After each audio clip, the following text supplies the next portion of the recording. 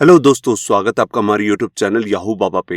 Advance JavaScript के इस video course में आप एक नया फीचर सीखने वाले हैं जिसका नाम है पेज विजिबिलिटी एपीआई। देखिए, मान लीजिए आपकी ही वेबसाइट को किसी यूजर ने अपने ब्राउजर में ओपन किया है और आपकी वेबसाइट पे कोई वीडियो चल रही है और जैसे ही यूजर यहाँ से किसी दूसरे टैब के अंदर क्लिक करता है, देखिए मल्टीपल टैब्स होते हैं ब्राउजर्स के अंदर, वो किसी दूसरे टैब पे जाता है या फिर इस विंडो को मिनिमाइज कर देता है। तो आप चाहते हैं कि उसी टाइम पे कि वीडियो चलनी बंद हो जाए, मतलब कि यहाँ पर पॉज ले ले। तो ऐसा हम काम पहले नहीं कर सकते थे। इसके लिए जावास्क्रिप्ट में एक नया फीचर आया जिसका नाम है पेज विजिबिलिटी एपीआई। देखिए, ये जो नई एपीआई आई है, ये बेसिकली आपके पेज में डिटेक्ट करती है कि जो भी आपकी वेबसाइट का यूजर है, क्या उसको जो पेज है वेबसाइट का वो विजिबल हो रहा है कि नहीं। दूसरा है, कहीं वो दिखना बंद तो नहीं हो गया, क्या यूजर ने इसको नीचे मिनिमाइज तो नहीं कर दिया, या फिर वो किसी दूसरे टैब के अंदर तो नहीं चला गया, या फिर उसने कहीं अपनी मोबाइल स्क्रीन को, मतलब कि मान लेते हैं कि अगर वो वेबसाइट मोबाइल के अंदर ओपन करके देख रहा है, मोबाइल ब्राउजर के अंदर, तो वहां पर कहीं उसने अपनी स्क्रीन को लॉक तो नहीं कर दिया। तो ये सारे फीचर्स यही डिटेक्ट करता है पेज विजिबिलिटी एपीआई। हम इससे कई तरीके के काम कर सकते हैं, आइए उसको समझते हैं और समझते हैं कि इसके लिए हमारे पास जावास्क्रिप्ट में कौन कौन सी प्रॉपर्टीज और इवेंट्स आए हैं। देखिए, सबसे पहले बात करते हैं यहाँ पर प्रॉपर्टीज की। तो इसके अंदर दो प्रॉपर्टीज आई हैं। सबसे पहली है डॉक्यूमेंट डॉट हिडन। देखिए, जो ये हिडन प्रॉपर्टी है, ये हमारे को दो तरीके की वैल्यू रिटर्न कर सकती है। दोनों ही बुलियन वैल्यूज हैं, ट्रू या फॉल्स। मान लेते हैं कि यूजर हमारे टैब को छोड़कर किसी दूसरे टैब पे कन्वर्ट हो जाता है या फिर विंडो को मिनिमाइज कर देता है, तब इसकी वैल्यू आ जाएगी ट्रू, और जब तक हमारे पेज दिखता रहेगा तब इसकी वैल्यू आएगी फॉल्स। बिल्कुल इसी तरह से हमारे पास एक दूसरी प्रॉपर्टी है विजिबिलिटी स्टेट। इसके अंदर दो वैल्यूज रिटर्न हो सकती हैं, विजिबल और हिडन। जब तक आपका पेज दिख रहा है तब तक इसकी वैल्यू रिटर्न होगी विजिबल, और जैसे ही यहाँ पर यूजर मिनिमाइज कर देगा विंडो को या फिर दूसरे टैब में चला जाता है या फिर कोई दूसरा सॉफ्टवेयर ओपन कर लेता है, तब इसकी वैल्यू आ जाती है हिडन। इसी के साथ हमारे को इसका एक इनबिल्ट इवेंट भी मिलता है जिसका नाम है विजिबिलिटी चेंज। देखिए, जैसे आप विजिबल होंगे या विजिबल से हिडन होंगे, ऑटोमेटिकली उसी टाइम पर ये इवेंट ट्रिगर हो जाता है, या फिर हिडन से दोबारा विजिबल होते हैं तब भी ये इवेंट ट्रिगर हो जाता है। तो आप कोई ऐसा कोड करना चाह रहे हैं, अगर यूजर आपकी वेबसाइट को छोड़ के किसी दूसरी वेबसाइट पर जाता है या फिर कोई दूसरा सॉफ्टवेयर ओपन करता है, तब आपको कोई कोड करना है, तब आप उसके लिए ये इवेंट यूज कर सकते हैं। अब यहाँ पे बात कर लेते हैं इसके यूज केसेस की, कि हम इसे रियल लाइफ में कहां यूज कर सकते हैं। तो सबसे पहला एग्जांपल है यहाँ पर वीडियो पॉज। देखिए, मान लीजिए आपने अपनी वेबसाइट पे कोई वीडियो दिखा रखी है और आप चाहते हैं कि यूजर जैसे ही उसको छोड़कर किसी दूसरे टैब में जाता है या फिर उसको मिनिमाइज कर देता है विंडो को, तो आप चाहते हैं कि वीडियो उसी टाइम पे पॉज हो जाए। यही सेम काम फेसबुक ने भी कर रखा है। अगर आप उसकी वेबसाइट पे यहाँ पर वीडियो देखते हैं और सेम टाइम पे आप यहाँ पर किसी दूसरे टैब में जाते हैं, विंडो को मिनिमाइज करते हैं, तो उनकी वीडियो उसी टाइम पे पॉज हो जाती है। दूसरा एग्जांपल है यहाँ पे स्टॉप एनिमेशन। देखिए, मान लीजिए आपने अपनी वेबसाइट पे कोई एनिमेशन लगा रखी है और आप चाहते हैं कि यूजर जैसे ही उससे हटता है तो जो एनिमेशन चल रही थी वो उसी टाइम पे पॉज हो जाए या स्टॉप हो जाए। थर्ड एग्जांपल है यहाँ पर गेम्स का। आजकल ब्राउजर बेस्ड गेम्स बहुत ज्यादा पॉपुलर हो रही हैं, तो आप चाहते हैं कि जो भी आपकी वेबसाइट का विजिटर है, जो आपकी वेबसाइट पे आके गेम खेल रहा है, जैसे ही वो यहाँ पर किसी और सॉफ्टवेयर को ओपन करता है या फिर विंडो को मिनिमाइज करता है, तो उसी टाइम पे जो गेम है वो पॉज हो जानी चाहिए, वहीं पर स्टिल हो जानी चाहिए। एक एग्जांपल है यहाँ पर एपीआई कॉल्स का। देखिए, जैसे मैं आपको रियल लाइफ एग्जांपल बताता हूँ स्टॉक मार्केट का। तो स्टॉक मार्केट में हर 2-3 सेकंड बाद यहाँ पर शेयर के रेट जो है फ्लक्चुएट होते रहते हैं, चेंज होते रहते हैं। तो उसके लिए बार बार हम एपीआई की कॉल करते हैं कि अब क्या चेंज हुआ, अब क्या इस रेट में चेंज हुआ। तो मान लेते हैं आपकी वेबसाइट शेयर मार्केट से रिलेटेड है और जैसे यूजर आपकी वेबसाइट से हटके किसी और टैब में जाता है या विंडो को मिनिमाइज कर देता है ब्राउजर से, अब एपीआई की कॉल हमारे सर्वर पे आए। हम इस तरह से यहाँ पर जो एपीआई की कॉल को कम कर सकते हैं। यहाँ पे एक एग्जांपल है स्टॉप टाइमर्स। देखिए, मान लेते हैं आपने अपनी वेबसाइट पे कोई टाइमर बेस्ड कोड कर रखा है।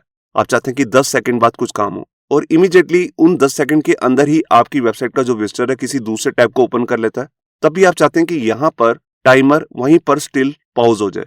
तो ये सब काम हम पेज विजिबिलिटी एपीआई से कर सकते हैं। अब इन सब से होता क्या? इन सब से यहाँ पर कुछ इंप्रूवमेंट्स होती हैं, वो होती है परफॉर्मेंस इंप्रूवमेंट।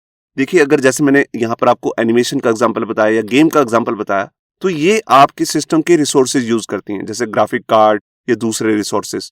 तो जैसे ही आप यहाँ पर गेम खेलना बंद कर रहे हैं, आप किसी दूसरे टैब में चले गए हैं, तो यहाँ पर गेम पॉज हो जाएगी, एनिमेशन पॉज हो जाएगी, तो आपकी यहाँ पर परफॉर्मेंस भी ठीक हो जाएगी सिस्टम की, बैकग्राउंड में गेम चलती नहीं रहेगी। और इसी तरह यहाँ पर जो हम एपीआई कॉल को रिड्यूस कर रहे हैं, तो यहाँ पर सर्वर की भी परफॉर्मेंस काफी अच्छी हो जाती है, क्योंकि वेबसाइट का विजिटर आपकी वेबसाइट को हमेशा देखता नहीं रहता, वो उसी टाइम पे कोई ना कोई दूसरा ब्राउजर भी ओपन करता है या विंडो ओपन करता है, तो उस टाइम पे यहाँ पर बार बार एपीआई की कॉल सर्वर पे नहीं जाती है। इसका एक बेनिफिट है बैटरी यूजेज का। देखिए जो हम गेम्स खेलते हैं या फिर एनिमेशन रन करते हैं अपने ब्राउजर के अंदर, यहाँ पर ये बैटरी भी बहुत ज्यादा यूज करती है। तो अगर वो गेम खेलना बंद कर दिया उसने तो यहाँ पर बैटरी की यूजेज बढ़ जाएगी और इस तरह से यहाँ पर यूजर एक्सपीरियंस में भी काफी इंप्रूवमेंट होती है। जैसे मैं आपको एक एग्जांपल बताता हूँ। जैसे आपका वेबसाइट पे बहुत लेंथी कोई फॉर्म है और यूजर ने वो आधा से ज्यादा फिल कर दिया, अब उसको किसी दूसरे टैब में जाना पड़ा, तो हो सकता है यहाँ पर ब्राउजर उसका रिफ्रेश हो जाए, कुछ हो जाए, तो आप उसी टाइम पे यहाँ पर जैसी वो विंडो को छोड़ रहा है जिसमें आपकी वेबसाइट ओपन है, तो यहाँ पर आप वेबसाइट का सारा डाटा, जो फॉर्म का सारा डाटा है, उसको कहीं सेव कर सकते हैं। तो ये शुरू करते हैं प्रैक्टिकल और देखते हैं कि इसे रियल लाइफ में हम कैसे यूज कर सकते हैं। यहाँ पर देखिए मैंने अपना एडिटर ओपन कर लिया VS कोड और यहाँ पर एक फाइल बनाई है पेज विजिबिलिटी API.html। यही सेम फाइल मैंने यहाँ पर राइट साइड में ब्राउजर के अंदर ओपन भी करके रखी है। अब यहाँ पर सबसे पहले मैं आपको, जो हमारा इस वीडियो का टॉपिक है पेज विजिबिलिटी API, उसके लिए यहाँ पर सबसे पहले इवेंट चेक कराता हूँ जिसका नाम है विजिबिलिटी चेंज। उसके लिए सबसे पहले मैं यहाँ पर स्क्रिप्ट टैग ले लेता हूँ और उसके अंदर टारगेट करता हूँ डॉक्यूमेंट, और डॉक्यूमेंट पे मैं एक इवेंट बाइंड करना चाहता हूँ, तो उसके लिए मैं यूज कर रहा हूँ ऐड इवेंट लिसनर और मेरे इवेंट का नाम क्या है, विजिबिलिटी चेंज। ये देखिए, अब जब भी मैं इस पेज को छोड़ के कहीं और जाऊंगा, ये विंडो को मिनिमाइज कर दूंगा, ये दूसरे टैब में जाऊंगा, तब ये इवेंट अपने आप ट्रिगर हो जाएगा। इसके अंदर यहां पर मैं सेकंड पैरामीटर देता हूं जो होता है हमारा एक अनोनिमस फंक्शन। ये देखिए, तो यहां पर डॉक्यूमेंट में मैंने एक इवेंट बाइंड कर दिया विजिबिलिटी चेंज। जैसी विजिबिलिटी चेंज होगी, चाहे मैं इस पेज के अंदर आऊंगा, चाहे इससे बाहर जाऊंगा, चाहे विंडो को मिनिमाइज करूंगा या इसको मैक्सिमाइज करूंगा, हर टाइम पे ये विजिबिलिटी चेंज इवेंट चल जाएगा। अब यहां पर जाकर मैं करना क्या चाहता हूं, सबसे पहले मैं आपको कंसोल में इसकी प्रॉपर्टी चेक कराता हूं, विजिबिलिटी स्टेट। तो यहां पर मैं लिखूंगा डॉक्यूमेंट डॉट विजिबिलिटी स्टेट। ये देखिए, अब जो ये प्रॉपर्टी है इसकी दो ही वैल्यूज होती हैं, जैसे मैंने आपको बताया, विजिबल और हिडन। जब तक मैं इस पेज में रहूंगा तो इसकी वैल्यू आएगी विजिबल, और जैसे ही मैं इस पेज को छोड़ने लगूंगा, कहीं और क्लिक करूंगा, इमीडिएटली ये इवेंट ट्रिगर होगा और यहां पर इसकी वैल्यू प्रिंट हो जाएगी हिडन। तो यहां पर मैंने फाइल को सेव किया। अब देखिए, मैं यहां पर आया और यहां पर आकर इंस्पेक्ट करता हूं और सबसे पहले मैं यहां पर कंसोल को ओपन कर लेता हूं और पेज को थोड़ा जूम कर लेता हूं, यहां से क्लियर भी कर लेता हूं। ये देखिए, अभी देखिए यहां पर कोई भी वैल्यू नहीं, मैं पेज को रिफ्रेश करता हूं, ये एरर्स वगैरह जो आ रहे हैं ये सब मेरे ऊपर जो एक्सटेंसेस हैं उनके आ रहे हैं, तो पेज का कोई एरर नहीं है बेसिकली। अब देखिए, मैं यहाँ पर एक दूसरा टैब भी ओपन करके रखा हुआ है जिसमें मैंने google.com ओपन करी है। ये देखिए, मैं यहाँ पर आया। अब देखिए, जैसे मैं वापस जाऊंगा अपने पेज पे, तो यहाँ पर आपको दिखा, यहाँ पर दो बार प्रिंट हुआ। जैसे मैंने इस पेज को छोड़ा तब यहाँ पर आया हिडन, जैसे मैं वापस आया अब ये पेज विजिबल हो गया, तो यहाँ पे आ गया विजिबल। मैं इसको क्लियर करता हूँ, दोबारा दिखाता हूँ। मैं दोबारा गया google.com पे और वापस आया और ये देखिए, एक बार हिडन हुआ, जैसे मैंने इस पेज को छोड़ा तो विजिबिलिटी स्टेट ने मेरे को वैल्यू दी है हिडन, और जैसे मैं वापस आया तो इसने मेरे को वैल्यू दी विजिबल। अब ये पेज विजिबल हो गया। मैं इसको कमेंट करता हूं। मैं इस पे कोई कोड भी कर सकता हूं जब पेज विजिबल हो या इनविजिबल। तो उसके लिए मेरे को क्या करना है, मेरे को यहाँ पर इफ कंडीशन बनानी है और यहाँ पर लिखना है डॉक्यूमेंट डॉट हिडन। मैं इस प्रॉपर्टी का भी यूज कर सकता हूं या दूसरी प्रॉपर्टी आती है हिडन, इसका भी यूज कर सकता हूं। जब तक मेरा पेज हिडन रहेगा तब तक ये इफ कंडीशन का कोड चल जाएगा, और जब मेरा पेज हिडन नहीं रहेगा, मतलब कि विजिबल हो जाएगा, तब ये एल्स पार्ट का कोड चल जाएगा। तो यहाँ पर मैं कोई कोड कर सकता हूँ। अभी तो मैं जस्ट यहाँ पर आपको कंसोल में प्रिंट करके दिखा रहा हूँ। तो यहाँ पर मैंने प्रिंट कर दिया पेज इज हिडन। बिल्कुल सेम मैं ये लाइन नीचे भी डाल देता हूँ। ये देखिए, यहाँ पर लिख देता हूँ पेज इज विजिबल। तो यहाँ पर मैंने फाइल को सेव किया, तो यहाँ पर क्लियर कर देता हूँ पहले। अब देखिए, मैं दूसरे टैब में जाता हूँ, वापस आया और ये देखिए, यहाँ पर एक बार प्रिंट हुआ पेज इज हिडन, जैसे ही मैं दूसरे टैब में गया था। जैसे ही मैं वापस आया और ये पेज विजिबल हो गया, तो यहाँ पर लिखा भी आ गया अब पेज विजिबल है। इस तरह आप इसमें कोई भी कोड कर सकते हैं। अब इसका यूज करके मैं जो ऊपर पेज का टाइटल आता है इसको चेंज करके दिखाता हूँ। अभी देखिए, यहाँ पर वैल्यू क्या आ रही है, पेज विजिबिलिटी API। तो मैं चाहता हूँ जैसे ही मैं पेज को छोड़ू तो यहाँ पर टाइटल चेंज हो जाए, तो ये हमें दिख भी जाएगा। मैं आपको दिखाता हूँ कैसे। तो सबसे पहले जो मेरा ओरिजिनल यहाँ पर ये टाइटल टैग के अंदर टेक्स्ट आ रहा है, इसके लिए मैं यहाँ पर एक वेरिएबल ले लेता हूँ और इसका नाम रख देता हूँ जैसे ओरिजिनल टाइटल, और इसके अंदर टारगेट करता हूँ डॉक्यूमेंट का जो टाइटल है उसको। तो जो भी इसकी वैल्यू होगी वो हमारे पास आ जाएगी ओरिजिनल टाइटल के अंदर। तो यहाँ पर मैं इसको शो कैसे करूंगा, मैं आपको दिखाता हूँ। तो सबसे पहले ये कंसोल, ये तो चलो कमेंटेड है, यहाँ पर मैंने कंडीशन लगा रखी है अगर मेरा पेज हिडन है। जब मेरा पेज हिडन है तो मेरे को इसकी वैल्यू को चेंज करना है, कि इसकी वैल्यू को, डॉक्यूमेंट के टाइटल की वैल्यू को। तो यहाँ पर मैं क्या करता हूँ, कंसोल को हटा देता हूँ और यहाँ लिखता हूँ डॉक्यूमेंट डॉट टाइटल, और इसकी नई वैल्यू मेरे को क्या लिखनी है, उस पर लिखना है कम बैक, मतलब कि हमारी वेबसाइट कह रही है कि वापस आ जाओ। और यहाँ पर कोई साइड फेस भी लगा देते हैं, तो उसके लिए मैं यहाँ पर प्रेस करता हूँ विंडोज डॉट, ये विंडोज 10 और 11 के अंदर फीचर होता है विंडोज डॉट। तो इसके अंदर हमारे पास यहाँ पर कई इमोजीज आते हैं जो हम यहाँ पर लगा सकते हैं। तो यहाँ पर मैं जैसे लिख देता हूँ क्राई, कोई क्राई का फेस लगा देता हूँ, ये देखिए। तो यहाँ पर अब हमारे टाइटल में ये आ जाएगा कम बैक और ये क्राई का फेस।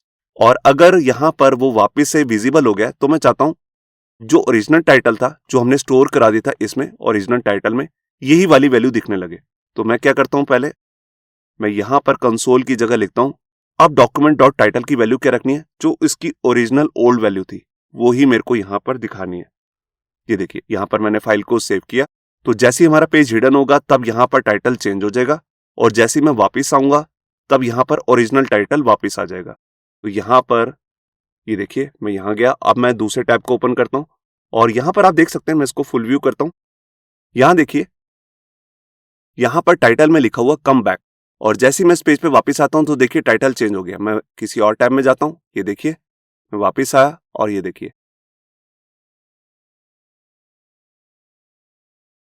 अब देख रहे हैं टाइटल चेंज हो जाता है। जैसे ही मैं पेज को छोड़ता हूँ टाइटल चेंज हो रहा है, मैं वापस आ रहा हूँ तो टाइटल वापस से वही आ जाता है। अब इसके बाद मैं आपको एक सेकंड एग्जांपल बताता हूँ जहां पर हमने वीडियो टैग डाला हुआ है, और यहां पर मैं चाहता हूं कि हमारी वीडियो जब हम किसी और टैब में जाएं तो वीडियो पॉज भी हो जाए। तो यहां पर जो मैंने वीडियो डाली है इसको थोड़ा सा चेंज कर लेते हैं। यहां पर हमारे पास एक वीडियो है doctor.mp4, तो इस फाइल को मैं अभी आपको ओपन भी करके दिखाता हूं। पहले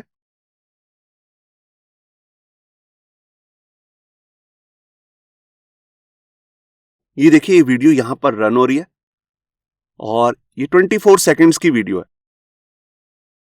अब मैं चाहता हूं कि जैसे मैं दूसरे टैब में जाऊं या मिनिमाइज करूं या कोई और सॉफ्टवेयर ओपन कर लूं, बिल्कुल इसी टाइम पे ये वीडियो जो है यहाँ पर पॉज हो जाए। जैसे इस तरह अभी 19 सेकंड पे मैंने पॉज कर दिया, तो ये ऑटोमेटिकली खुद से ही पॉज हो जाए। बेसिकली मैंने इसको ऑटो प्ले कर रखा है, जैसे पेज ओपन होगा ये ऑटोमेटिकली चलने लग जाती है। देखिए मैं रिफ्रेश करता हूँ और अभी रन नहीं हुई है, वैसे ये ऑटोमेटिकली रन हो जाती है। तो यहाँ पर अब मुझे करना क्या है, यहाँ पर अब मैं इसका कोड करता हूँ। देखिए इस पे आईडी मैंने लगा रखा है वीडियो, तो सबसे पहले मैं इसी को टारगेट करता हूँ और यहाँ पर मैं एक टैग बना रहा हूँ जिसका नाम ही मैं रख रहा हूँ वीडियो। तो मैंने टारगेट किया डॉक्यूमेंट डॉट क्वेरी सिलेक्टर और मेरे आईडी का नाम है वीडियो। तो ये मैंने यहां पर इस वीडियो टैग को टारगेट कर लिया। अब इसके बाद मैं करना क्या चाहता हूं, मैं चाहता हूं जैसे ही पेज की विजिबिलिटी चेंज हो तब मुझे कोड करना है, जैसे कि अभी मैंने यहां पर किया।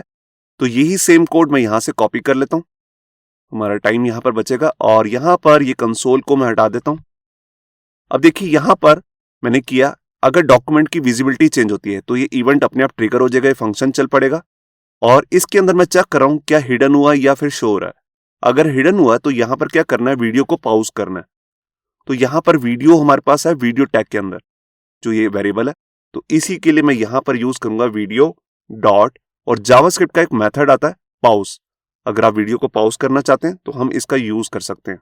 ये देखिए, तो यहां पर मैंने वीडियो को पॉज कर दी। साथ में मैं यहां पर कंसोल में भी प्रिंट करके दिखा देता हूं आपको।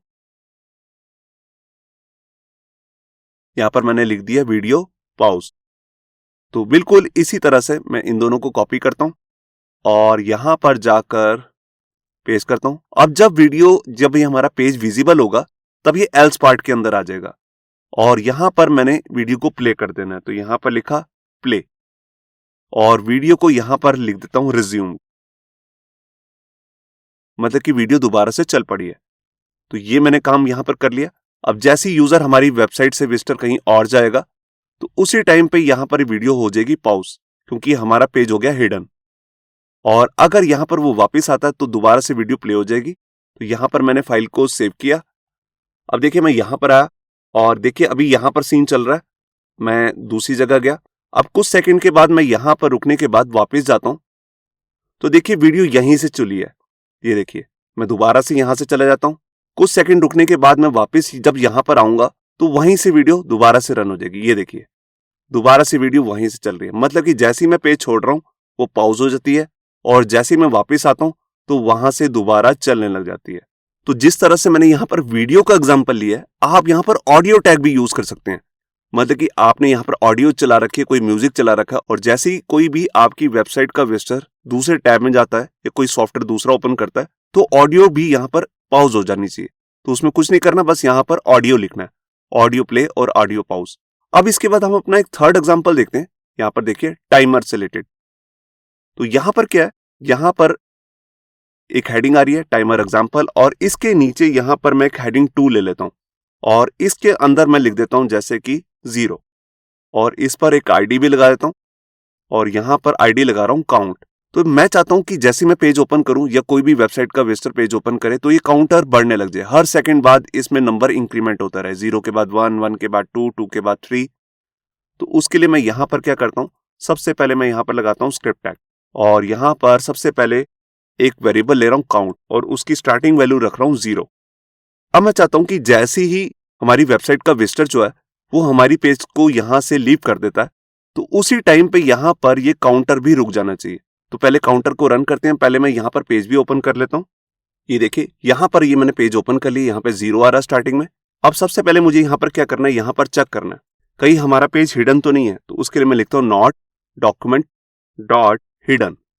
अगर वो हिडन नहीं है तब ये काउंटर रन होना चाहिए। तो काउंटर में क्या होना चाहिए, जो हमारा काउंट नाम का वेरिएबल है उसमें इंक्रीमेंट होना चाहिए 1 का।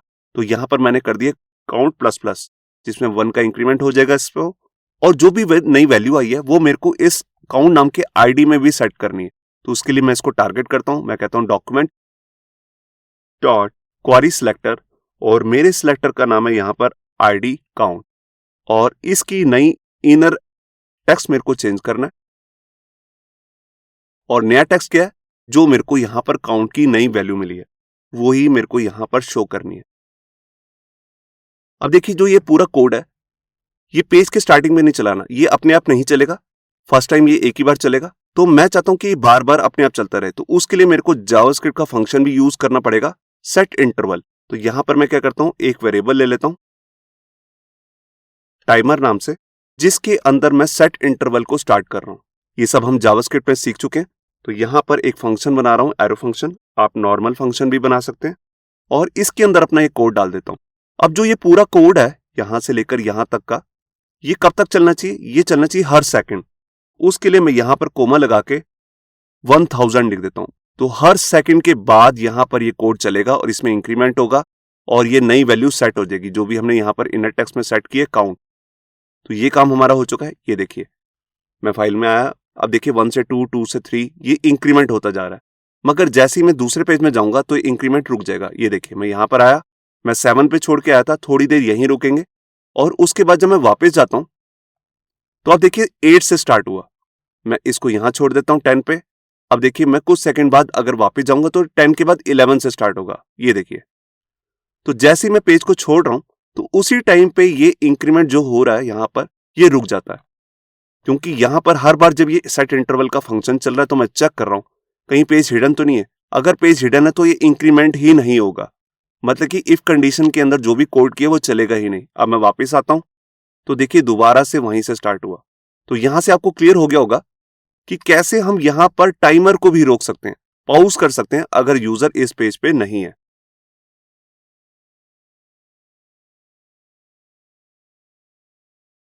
अब इसके बाद मैं आपको एक लास्ट एग्जांपल बता रहा हूं।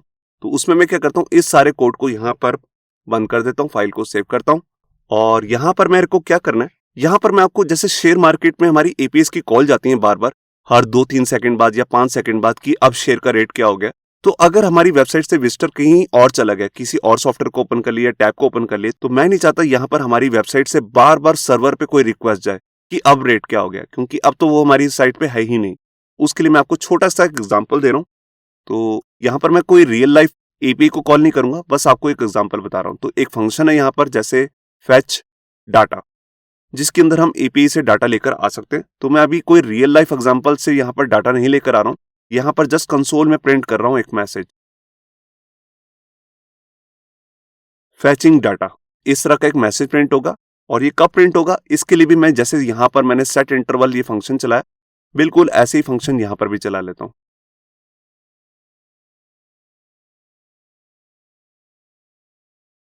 अब यहां पर देखिए हर 5 सेकंड बाद इसके अंदर जो मैं कोड करूंगा वो चलेगा। और करना क्या, मुझे हर 5 सेकंड बाद इस फंक्शन को कॉल करना है जिसका नाम है फेच डाटा। तो इसी को मैं यहाँ पर कॉल कर लेता हूँ। ये देखिए मैंने यहाँ पर फाइल को सेव किया। ये देखिए अब हर 5 सेकंड बाद यहाँ पर फंक्शन चलेगा और यहाँ पर कंसोल में एक चीज प्रिंट होगी, मैं आपको दिखाता हूँ। ये देखिए मैं यहाँ पर आया, मैं एक बार इसे रिफ्रेश करता हूँ, आपको दिखाता हूँ। ये देखिए यहाँ पर मैसेज आ गया फैचिंग डाटा। हर 5 सेकंड बाद ये दोबारा से एक रिक्वेस्ट करेगा सर्वर को और यहाँ पर ये हम इस तरह से मैसेज शो करें। अभी तो हम मैसेज शो कर रहे हैं मगर यहाँ पर हम एक्चुअल में फैच एपीआई से यहाँ पर डाटा को फैच करके लेके आएंगे हर 5 सेकंड बाद। अब देखिए जैसे यहाँ पर अब 5 हो गया, अब मैं किसी और टैब में चला जाता हूँ। तो अब यहाँ से कोई भी डाटा की रिक्वेस्ट जो है सर्वर पे नहीं जाएगी, मतलब कि फंक्शन कॉल नहीं होगा। जब मैं वापस आऊंगा तब दोबारा से काउंटिंग स्टार्ट होगी जहां पर हम छोड़ के गए थे। तो देखिए मैं वापस आता हूं, तो देखिए अभी भी ये 8 पे ही है। अब देखिए मैं वापस आया, अब ये दोबारा से कॉल जाएगी 9 पे। अब मैं वापस इधर चला गया। अब कुछ देर इधर रहने के बाद अगर मैं वापस जाऊंगा तो आप देखेंगे वो 10 नहीं हुआ होगा। जब हम जाएंगे तभी 10 होगा। ये देखिए हम वापस आए तब 10 हुआ, तब 11 हुआ। तो यहाँ पे आपको क्लियर हो गया होगा कि कैसे पेज विजिबिलिटी एपीआई ये डिटेक्ट करता है कि हमारी वेबसाइट का जो विजिटर है वो पेज पे अभी है कि नहीं, वो उसको पेज विजिबल हो रहा है कि नहीं। अगर उसको नहीं हो रहा तो हम यहाँ पर वीडियो को पॉज कर सकते हैं, एपीआई की कॉल्स को बंद कर सकते हैं, या फिर जैसे मैंने यहाँ पर टाइटल को चेंज करके दिखाया ये कर सकते हैं, या कुछ और भी काम करना चाहें वो कर सकते हैं। तो ये था हमारा इस वीडियो का ट्यूटोरियल। इसमें मैंने जितना भी कोड किए, 3 फाइल्स बनाई हैं, ये सब कुछ आपको हमारे गिटहब के अकाउंट से मिल जाएगा जिसका लिंक भी नीचे डिस्क्रिप्शन में है।